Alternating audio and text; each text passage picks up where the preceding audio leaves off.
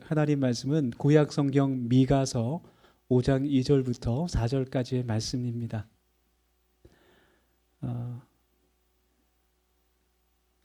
2절부터 5절까지의 말씀인데요. 우리 한 절씩 교독하고 마지막 5절은 한 목소리로 함께 읽겠습니다. 제가 먼저 2절 읽습니다. 베들레헴 에브라다야, 너는 유다 족속 중에 작을지라도 이스라엘을 다스릴 자가 내게서 내게로 나올 것이라. 그의 근본은 상고에 영원에 있느니라.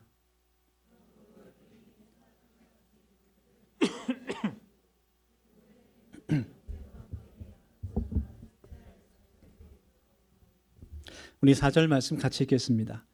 그가 여호와의 능력과 그의 하나님 여호와의 이름의 위엄을 의지하고 서서 목축하니 그들이 거주할 것이라. 이제 그가 창대하여 땅끝까지 미치리라. 아멘. 네, 우리 아까 같이 또 찬양하면서 축복했지만 이번 주에 힘든 일이 많으셨던 것 같아요. 네, 우리 상원 형제도 어제 원래 쉬는 날인데 급하게 회사에서 호출이 와서 또 일하러 갔다 오고, 네, 우리 모두가 하나님의 큰 위로가 필요한 사람들입니다. 우리 옆에 분 다시 한번 사랑의 눈으로 바라보시면서 메리 크리스마스 인사하겠습니다.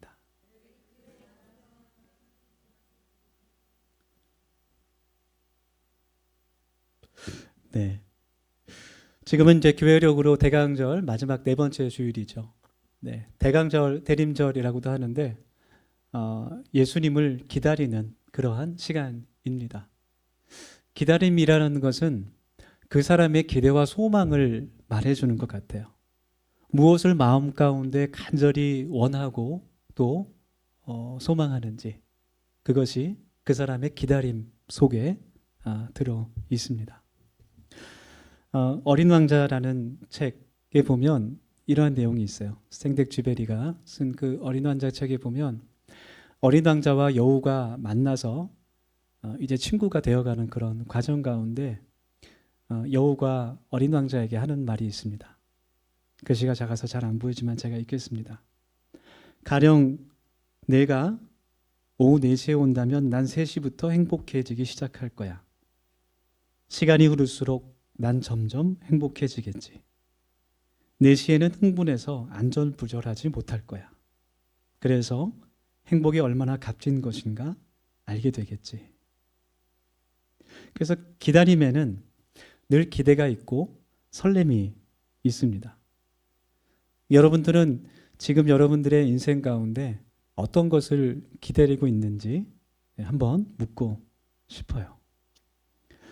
결혼을 앞둔 우리 청년들은 결혼식, 신랑 신부는 결혼식을 앞두고 항상 그 마음에 설렘이 있습니다. 군인들은 언제가 가장 기다려질까요? 네, 휴가 날짜, 제대 날짜를 바라보면서 힘든 훈련을 하루하루 견뎌냅니다. 수험생들은 좋은 대학에 입학할 그날을 기다리면서 소망하면서 열심히 공부하죠. 취업생들은 좋은 회사에 취직할 날을 기다리면서 또 면접과 취업을 준비합니다. 어린아이들도 성탄절을 많이 기다리죠. 선물을 받을 것을 소망하면서 성탄절을 설레는 마음을 가지고 기다립니다. 우리가 가져야 할 마음이 그런 기다림이죠. 이 대강절에 우리는 마음 가운데 아기 예수님을 기대하며 기다릴 수 있는 그런 소망이 있어야 됩니다. 그래서 대강절은 메시아 되시는, 그리스도 되시는 예수님을 기다리는 절기인데요. 메시아라는 말은 우리가 전에 말씀 나누었듯이 우리를 죄에서 구원하실 그리스도, 구원자를 의미하는 그런 말이죠. 오늘 함께 읽은 그 구약 성경 미가서의 말씀은 이제 하나님께서 그리스도 메시아를 너희들에게 보내주신다는 그 예언을 담고 있는 말씀입니다. 미가 선지자는 예수님께서 태어나시기 약 800년 전에 남유다에서 활동하던 선지자였어요. 그때 요담 히스기야 왕이 통치할 때 선지자였는데, 미가 선지자가 있을 때 당시 그 이스라엘 나라의 상황은 굉장히 힘들고 어려운 상황이었습니다. 아수르라는 나라가 호십탐탐 그 나라를 유다를 전쟁하기 위해서 위협하고 있을 그러한 때였어요. 그런데 이스라엘 백성들이 유다 백성들이 그러한 위협 속에서도 하나님께 기도하고 의지하지는 못하고 오히려 하나님의 말씀에 순종하지 못하고 우상을 섬기는 그러한 죄를 짓게 됩니다. 그때 하나님께서 미가 선지자를 통해서 하나님께서 너희들에게 구원자를 보내신다는 그 예언의 말씀을 주고 계시는 거예요. 오늘 본문 말씀 통해서 하나님께서 보내주실 그 그리스도 메시아가 어떤 분인지 함께 나누면서 우리들의 마음 가운데 그분을 기다릴 수 있는 소망이 풍성하게 넘치기를 원합니다. 먼저 우리가 기다리는 예수 그리스도는 어떠한 분인가 하면 베들레헴에서 태어나신 분이에요. 오늘 본문 미가서 5장 2절의 말씀 다시 한번 읽습니다. 베들레헴 에브라다야 너는 유다 족속 중에 작을지라도 이스라엘을 다스릴 자가 내게서 내게로 나올 것이라. 그의 근본은 상고에 영원에 있느니라. 이 말씀을 보면 예수님께서 베들레헴에서 태어나시는 것이 이미 예언되고 있어요. 베들레헴은 그 뜻이 떡집이라는 뜻입니다. 열매가 많다 그런 뜻도 있는데 떡을 만드는 집, 떡가게 그런 뜻이 있어요. 한국에도 떡집이라는 이름의 도시가 있습니다. 여러분 혹시 아세요?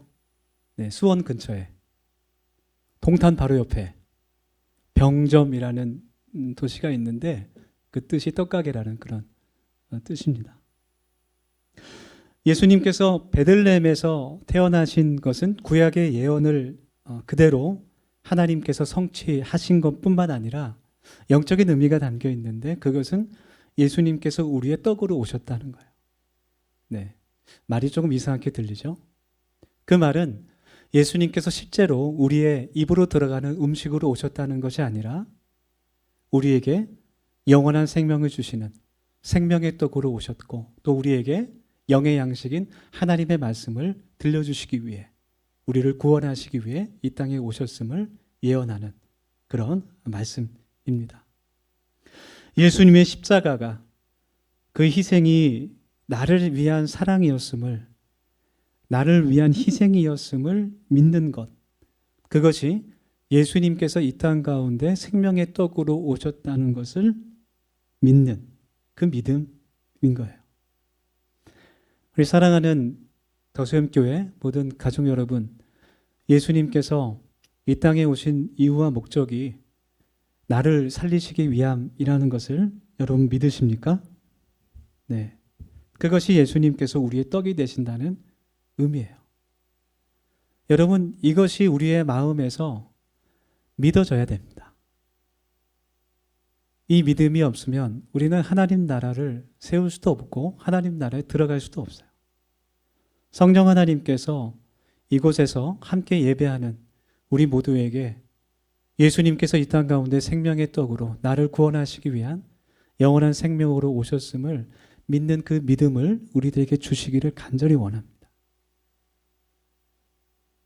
우리 더수영교회 모든 한 명 한 명 모든 권속들이 모든 형제 자매들이 모든 어린 자녀들부터 우리 권사님까지 모든 분들이 함께 손에 손잡고 하나님 나라에 넉넉히 들어갈 수 있는 그런 영원한 생명의 복을 누리는 하나님의 자녀 되기를 예수님의 이름으로 축복합니다.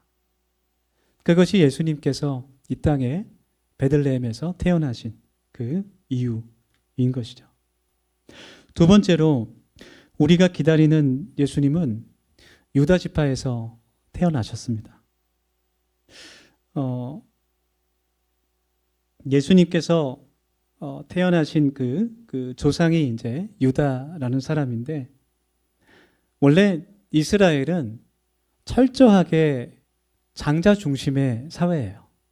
첫 번째 아들이 그 아버지가 받았던 하나님의 은혜와 복을 계속 받게 되는 그런 장자 중심의 사회입니다. 그런데 유다는 첫 번째 아들이 아니라 사실은 네 번째 아들이었어요. 그 아버지 야곱과 레아가 결혼해서 낳게 된 아들 가운데 네 번째 아들이었습니다. 그 위로 형이 세 명이나 있었어요. 르우벤과 시므온과 레위라는 형이 있었는데 하나님께서 유다 그 족속을 통해서 그리스도 메시아를 주신다는 약속을 하고 계십니다. 예수님께서 이렇게 유대인들이 생각할 때 당연하게 장자의 아들로 태어나실 것을 예상했지만 그렇지 않은 것, 그리고 헤롯 왕궁, 그 화려한 왕궁에서 유대의 왕으로 태어나신 것이 아니라 베들레헴에서 태어나신 것, 베들레헴에서도 좋은 그런 모텔 아니면 좋은 집에서 태어나신 것이 아니라 여관에서도 방이 아니라 그 여관에 온 손님들이 자신이 타고 온 말이나 동물을 보관하는 놔두는 그런 마구간 안에서 말구유에서 예수님이 태어나셨다는 것이 우리에게 어떠한 의미가 있을까?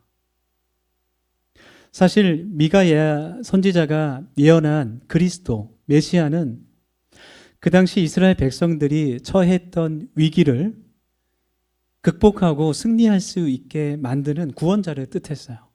그때 아수르를 통해서 날마다 전쟁의 위협을 받고 있었던, 어려운 상황 가운데 있었던 그 남유다와 북이스라엘을 구원할 수 있는 다윗처럼 정치적으로 군사적으로 아주 유능한 그런 왕을 의미했습니다. 솔로몬처럼 모든 민족이 우러러보는 그러한 지도자, 지혜의 왕을 유대인들은 기다렸습니다. 그런데 하나님께서는 이스라엘 백성들을 돌이키기 위해서 아수르에게 철저하게 패배하도록 그들을 만들어주세요. 그들이 기다렸던 메시아는 그때 오지 않았습니다. 미가 선지자와 같이 동시대에 활동한 선지자, 이사야 선지자가 있는데 이사야 선지자도 그리스도, 메시아에 대한 예언을 많이 기록한 선지자죠.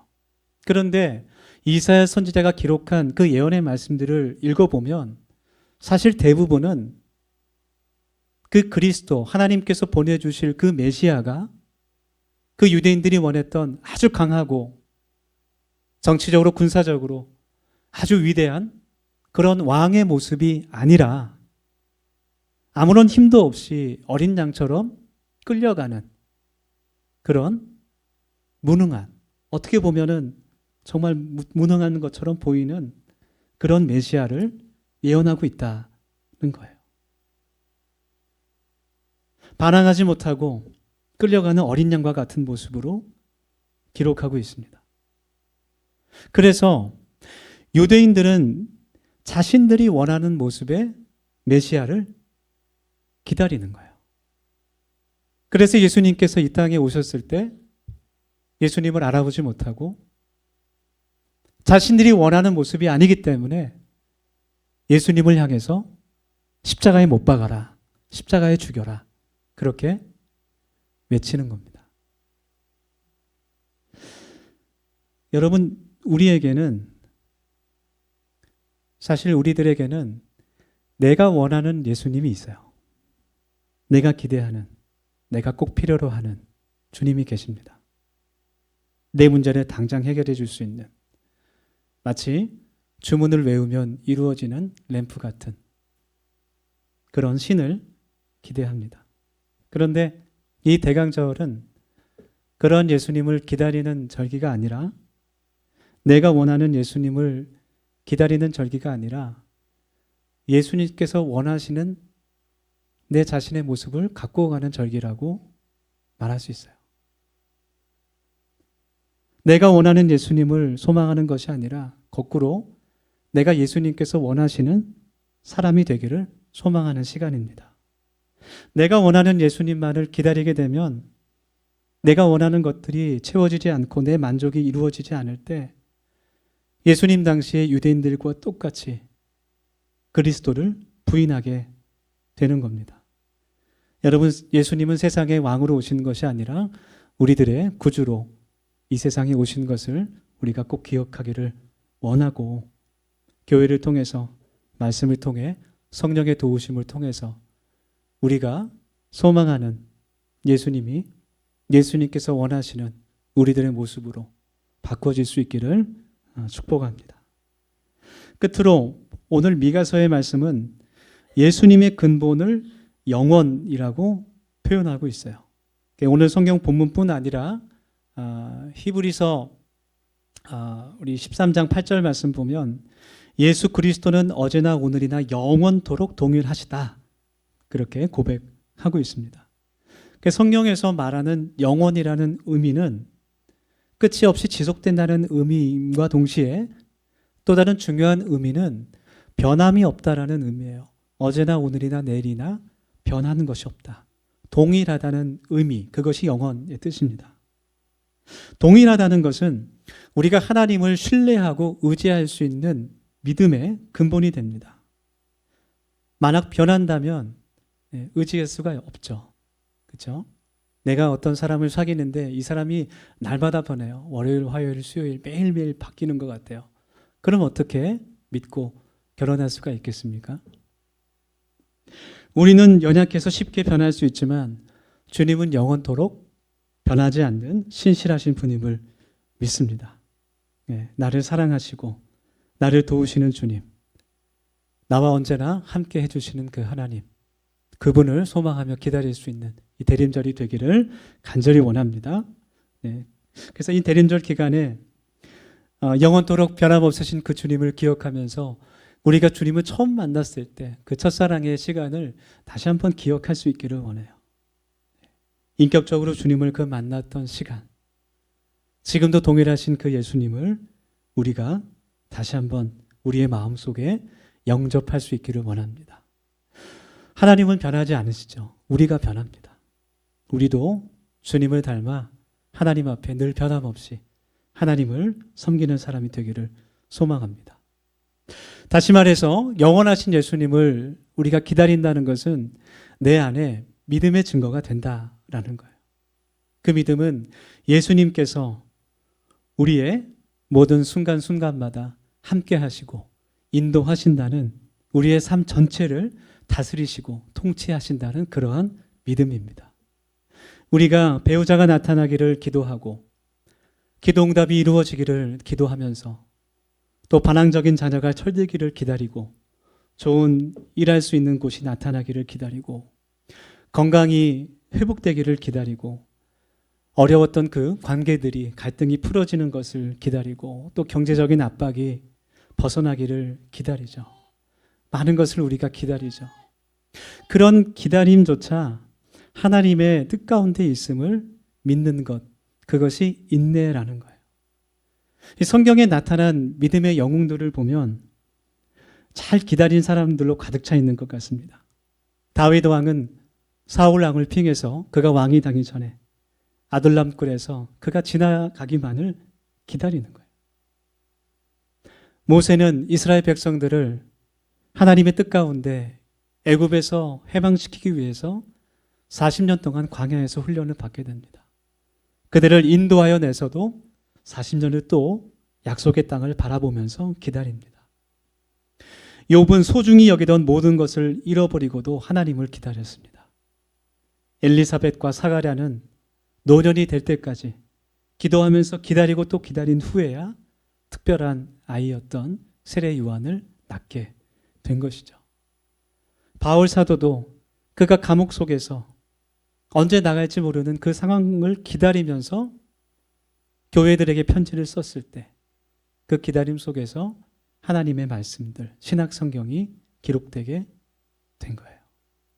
그리고 하나님 당신 역시 하나님께서 정하신 그 때를 기다리시면서 세상 죄를 대속하실 예수 그리스도를 이 땅 가운데 보내셨습니다. 이와 같이 우리가 하나님 나라에 산다는 것은 영원하신 주님의 뜻을 기다리는 인내로 살아가는 거예요. 하나님께서는 우리가 운명론적인 그런 관점을 가지고 체념인 상태에서 그냥 마냥 기다리거나 아니면 염세주의에 빠져서 모든 것을 절망하고 포기한 상태로 기다리는 것을 원하시는 분이 아닙니다. 우리는 기다림을 통해서 이 시간조차도 하나님의 그 다스림 안에 들어있고 결국 하나님께서 모든 일 가운데 우리의 삶을 인도하시고 우리의 삶의 주인 되심을 고백할 수 있게 되는 거예요. 그래서 인내라는 것은 단순히 기다림이 아니라 하나님을 향한 믿음의 고백이 되는 것입니다. 여러분, 영원토록 변함없으신, 영원토록 동일하신 그 예수님의 뜻을 기다리는 인내로 살아가는 우리 복된 더세움 공동체가 되기를 소망합니다. 언제나 변함토록 변함없이 우리들을 사랑해 주시고 또 기다리시고 도우시는 그 그리스도 예수께서 나의 하나님이 되심을 믿으며 고백하는 우리 모두가 되기를 간절히 소망합니다. 우리 함께 이 시간 동성으로 1, 2분 정도 함께 하나님 주신 말씀 기억하면서 기도할 수 있기를 원합니다. 우리 세 가지 제목 가지고 함께 고백하겠습니다. 첫 번째로 우리의 생명의 떡으로 오신 주님, 그 주님을 우리가 기다립니다. 두 번째로 기도합시다. 이 땅의 섬김의 본으로 희생의 주님으로 오신 그 예수님을 저희가 기다리는 이 대림절 되게 하여 주시옵소서. 마지막으로 기도할 때 영원토록 변함없으신 그 주님을 따라서 우리도 그렇게 살고 그렇게 믿기를 원하오니 하나님 도와주시옵소서. 주님, 우리의 삶을 붙들어 주시옵소서. 간절히 우리 1, 2분 정도 통성으로 기도하며 결단하겠습니다. 같이 기도합니다. 하나님, 저희들의 모든 삶을 붙잡아 주시고 주관하시는 주님께 이 시간 기도하며 나아갑니다. 우리에게 영원한 생명을 주시기 위해서 이 땅 가운데 오신 그 예수님을 저희들이 바라보며 나아갑니다. 하나님, 만왕의 왕이 되시고 우리의 삶을 통치하시는 어제나 오늘이나 영원토록 변함없으신 그 주님을 더욱더 신뢰하고 살아갈 수 있는 우리의 삶이 될 수 있도록 인도하여 주시고, 때로는 끝이 보이지 않는 그런 어려움 가운데 지칠 때도 있으나 주님께서 힘을 허락하여 주셔서 그 기다림 속에도 그 인내 가운데서도 주님을 향한 그 믿음을 잃지 않도록 주님께서 붙들어 주시옵소서. 결국 하나님께서 우리의 삶을 통해 하나님의 통치하심을, 주님의 나라를 세워가심을 저희들이 깨닫게 하여 주시고 늘 기쁨과 감사로 주님을 바라보며 살아갈 수 있는 하나님의 거룩한 자녀 될 수 있도록 하나님 도와주시옵소서. 우리의 왕이 되신 그 하나님을 저희들이 믿음으로 고백하며 살아갈 때 하나님, 우리의 삶 가운데 역사하시는 하나님을 만나게 해주시고 하나님 전진하고 나아갈 수 있는 우리 모두가 될 수 있도록 하나님 붙들어 주시옵소서. 간절하고 주님께서 주시옵소서. 하나님, 나를 위해 이 땅 가운데 오신 예수님을 마음 깊이 기다리며 기도합니다. 우리의 마음에 들어오셔서 우리를 다스려 주시고 나의 주님이 되어 주시옵소서. 2024년을 마무리하며 새로운 소망을 가지고 2025년을 기다립니다. 하나님, 영원토록 변함없으신 그 하나님과 늘 한 걸음 한 걸음 함께 걸어가는 우리의 인생, 우리의 가정, 우리의 자녀들이 될 수 있도록, 이 더세움 공동체가 될 수 있도록 은혜 베풀어 주옵소서. 예수님 이름으로 감사하며 기도합니다. 아멘.